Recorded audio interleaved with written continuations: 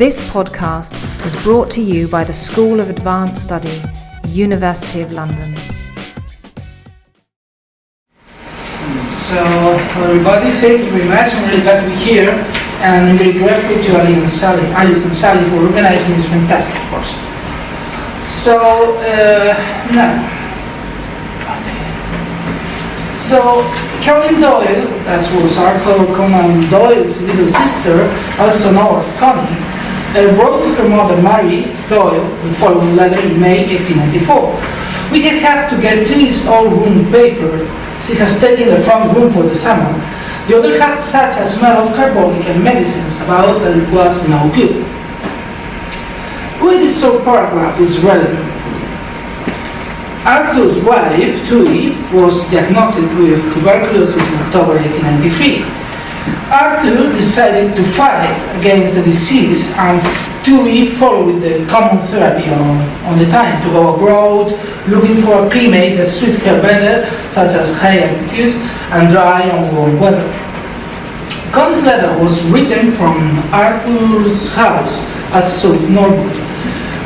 Tui was taking the Coast Sea Air. Arthur was preparing a promotional tour to the USA, and Connie was in charge of the house. And this was one of her first decisions, to paper again to this room because the smell of carbolic. Carbolic acid was a common antiseptic widely used in operating areas, but also as a cure for hay fever.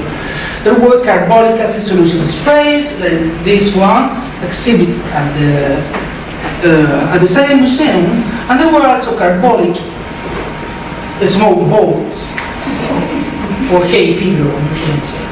So maybe, and now I'm going to do something.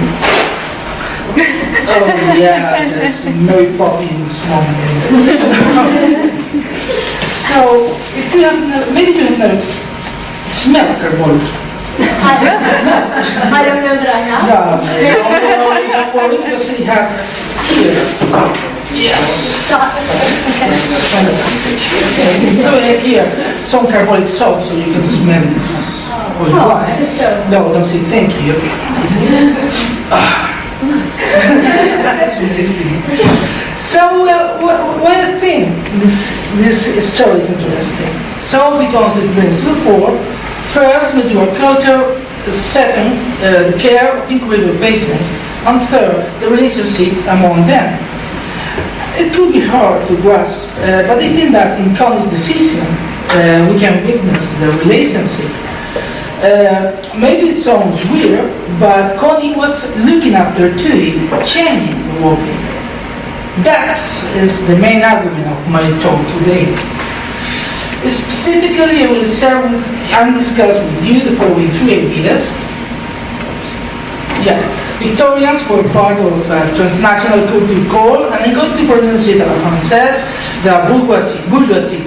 A culture that we can identify following Robert Dalton by its special relationship with things. A relationship with things that was present in the cultural practice of bourgeoisie from creed to grave. Due to this special relationship, they understood care as a material practice. That is, to look after someone was to create a particular set of material conditions. And finally, the main topic of my talk today, material care practices were embedded in things directly during the production process. So, first of all, warning, just me say that, I'm not original, I know that, but this is true, this is a work in progress. So actually I started the project last 1st of September, and it was Sunday. So, as you can imagine, this is very progress. And after the warning and before start an advertisement, you want to know how the project is going and how these fair days were. You can follow me on adventures as a travel historian and history on the go.wordpress.com. So now, let's start. Oh, the Victorian and the bourgeois. Yeah, so how do we define Victorians? So, who were the Victorians? Well, that's easy. Those who lived in the British Empire from 1837 to 1901 when Victoria ruled the waves. But this definition doesn't work as a proper definition. According to this, a doctor from Manchester, a GDP living in Manchester, and a farmer from Ceylon, they were Victorians. And yes, and even if this is obviously true, they were Victorians, maybe because it is obviously right. I think we cannot rely on this wide and simple definition of Victorian to lead us to a safe harbor. We need other one, I think, a little bit delimited probably. So let me try again. Victorians, the Victorians I'm interested in, were those living in England, the British Empire, from 1837 to 1901, and members of the middle class. So that sounds better. We are not putting in the same basket the doctor from Manchester and farmers from Ceylon, or bank clerks in the city and miners in South Wales. So, but I still have a problem with this definition. It's, so to say, an economic definition. I mean, the notion of class, no matter how we define it, is strongly attached to the social position of its member against an economical background. So what happened then with people like Juan? On the one hand, he was working class. So his parents were poor, he worked in a cell factory, and later he worked producing a straw plate. But on the other hand, he became a reputed poet. He printed card de visites to introduce himself in society, just like, for example, David Livingstone, other one from a working class background, or Queen Victoria. I don't know about her background. So, really, that was a very popular moment. I think, have you enjoyed the parabolics? I will repeat. So that so many people, where is here? So like so many people here. This is my Oscar card. So you have here, he was oppressed, he is a mother, and he is a baby. He needs also the card that you see. So, and but I'm not sure if you don't know. Just for the baby has the names of there. But I think that Juan and probably the press and the mother, they were not rich now. I'm not sure about the baby, he was quite poor. You know. But I think these people were not rich men, but we can exclude from our definition of Victorians just because they were, or he was, story about Juan working class. So if Juan life is, so that's a question now, is Juan life just an example of a very peculiar form of social mobility? So I don't think so. In my opinion, the social definition of the Victorians, that one of the middle class, doesn't work by its own. When we study the period, we can see some traits that are common to people that we tend to identify following the sociological tradition as working, middle, and high classes. Traits like some aspirations they share, or some common ways of social self-representation. That is, they share something more than the fact of living in Britain from 1837 and 1901. They share cultural forms and practices. They share a culture. So obviously I'm not saying that the access to this culture was something free or democratic. It was really difficult to become part of this culture if you were the son of a soulmaker in Devon, but not impossible. I would like to stress this. You could become a member of the culture even if you were not part of the middle class, and vice versa. So, in other words, we cannot neglect or put aside the sociological the traditional sociological definition, but it needs to be upgraded. So for that, we need a cultural definition of Victorians. And this is the one I really love. So, no? Yeah. Oh.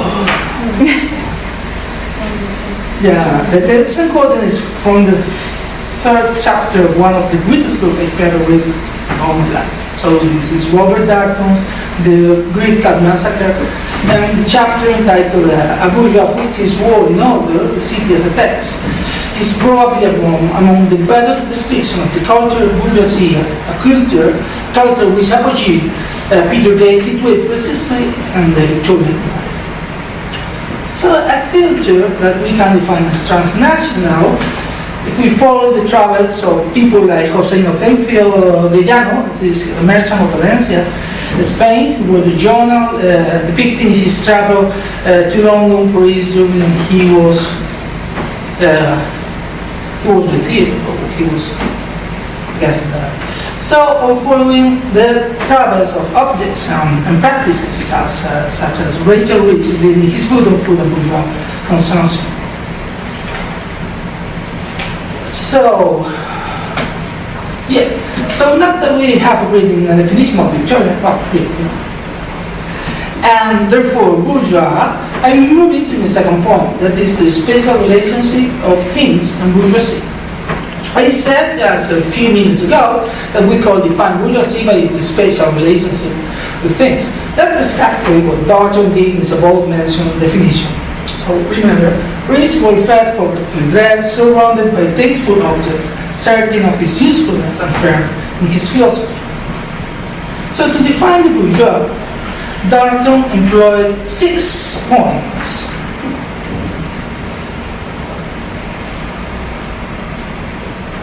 And at least 4 of them were linked with or made reference to material culture.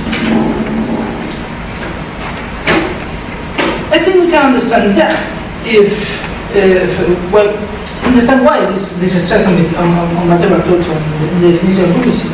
If we look, for example, at the Bernal exhibition, Professor Cantor has told us a few minutes. So, the Victorians, the bourgeoisie, created, built, craft, manufactured, designed, planned, imagined an immense amount of things. Bridge, dresses, hats, steam machines, cars, automatic escalators. So bourgeois culture was material culture. That was Marx's critiques of capitalism. The bourgeoisie, the incarnation of capitalism, was the owner of the means of production. And they produced a lot, regardless the life conditions of the proletariat. So this answer the critic hidden behind the characterization of the Victorians as a consumer society. A dissertation submitted at Purdue University in 2007 entitled Antisocial Nation, Consumer Society and Antisocial Impulse in Victorian Britain. Or Christoph Linder, in his book Fiction of Commodity Culture, from the Victorian to the Postmodern, published in 2003 by Asgate, saying, the commodity so saturated and engrossed Victorian society that it even came to stand as an icon of a nation. It's an icon of a nation. Not Britannia, but commodity. So I don't share this approach. I do not think that Victorian relationship with things were one just of consumerism. I think with Elaine Fredwood that Victorian culture was not a commodities culture, but a things culture.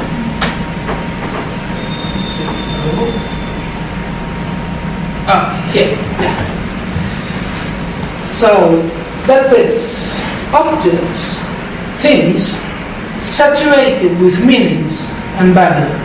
So with human memories and feelings, with the capacity of make us feel. So yes, objects were commodities. And even this is not the bad thing if we just, for example, Andy Miller, but not only commodities. no? Objects, things, were carriers of meaning and emotion, part of the social life. An example.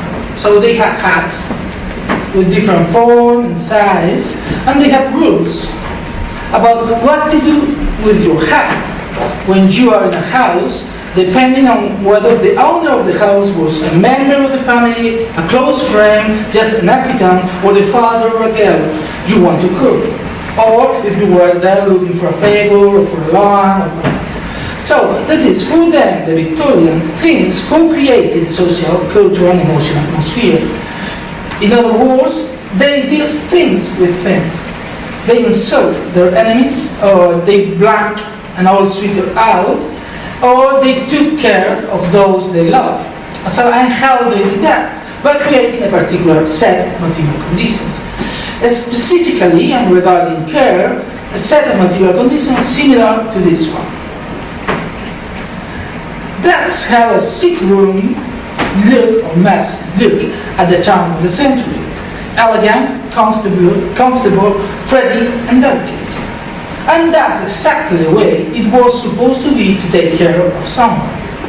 Even more, if they were not elegant, pretty, and delicate, they weren't taking care properly. I think we can understand it better if we're looking at the next picture. He was the Spanish Nobel Prize Juan in a clinic in Puerto Rico in the 1950s. So, I think words are superfluous. As superfluous as flowers, beautiful wallpaper, and pictures hanging from the wall in the new age of biomedicine. So, to briefly summarize, until now I have sustained the following points. And now, I'm going to move to the third section of my talk entitled Bedpans. Why not? So, as you can imagine, I'm going to sustain now that material care practice were embedded in things directly during the production process. I'm going to talk to you about bedpans, specifically about this brand of bedpans, the new sleeper bedpan, produced by Royal Winton Greenways and at a stock train around the turn of the century. The Greenway Limited was a well-known company famous by its chintz. So this dense or over pattern of flour, caps, and other tea stuff your grandma stored in the cabinet. But this was after 1928, before they made the stuff like this wonderful blue and white china. And they made medical supplies too, like the new bedpan, the perfection sleeper bedpan, the ideal sleeper bedpan, a female urinal, and also price some fields. I'm not sure if the medical supplies were a big deal or not, but I can say a thing about the new sleeper bedpan. It was a success. You can find it in Spain, America, Australia, and New Zealand. The new sleeper bedpan was there in hospitals all around the world. If you surf the internet, you will find lots of bedpans from a mental health hospital in Victoria, Australia, for example. And you even can buy one in eBay starting at 99 pieces. So, well, I don't have one in my bag. So, and it is understandable because this was such a fantastic design, you know. You can see the round that there, it's there. Looking after the patient's comfort, the pier form base facilitated their use, and the handle behind made easier their handling and their everyday use. So, and the white and glaze finishing was appropriate for the use in hospital, and at the same time cut down the price of production. But even the typo of the printing side was amazing. That looks at this shading description from a different edition of the bedpan. So, in conclusion, this is a fantastic example of high quality mass-produced object. A mass-produced object that does not make my point. Or maybe it does. this fantastic and wonderful object is a new sleeper bedpan chip. But you will not find it in the internet with this finest touch of blue and white flowers. It is stored and hidden at Science Museum's storage rooms as part of the Welcome collection. And now I will let you to look at the following picture. That is the Naila pattern created by Greenway in the 1890s, showing this absolutely brilliant blue and white transfer little flowers.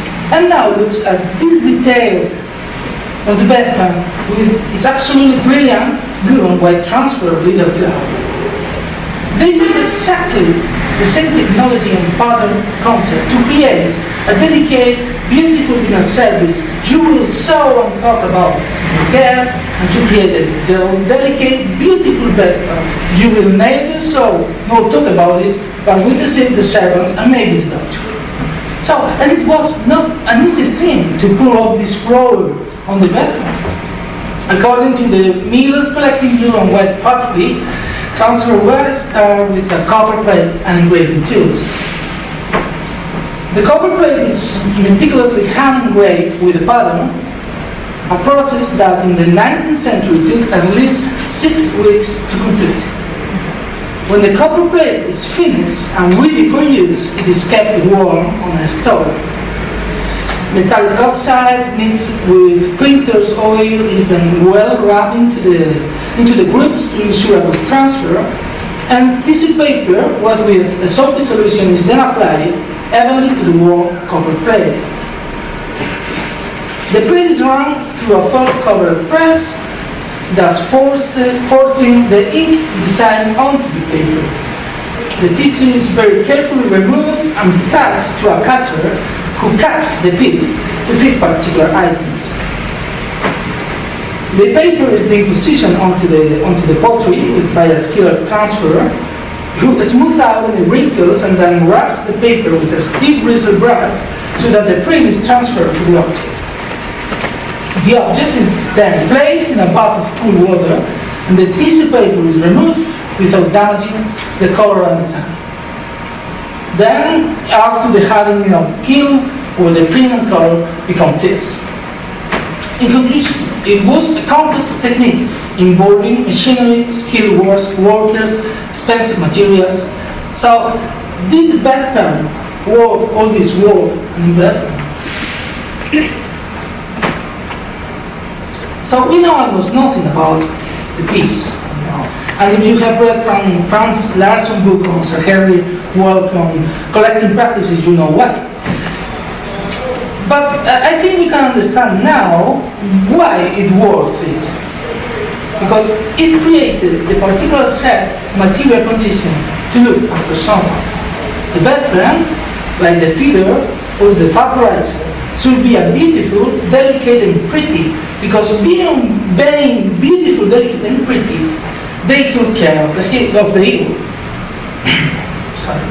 So we have defined the bourgeois following Darton like being surrounded by tasteful objects, and to be ill was not an excuse to be tasteless at all.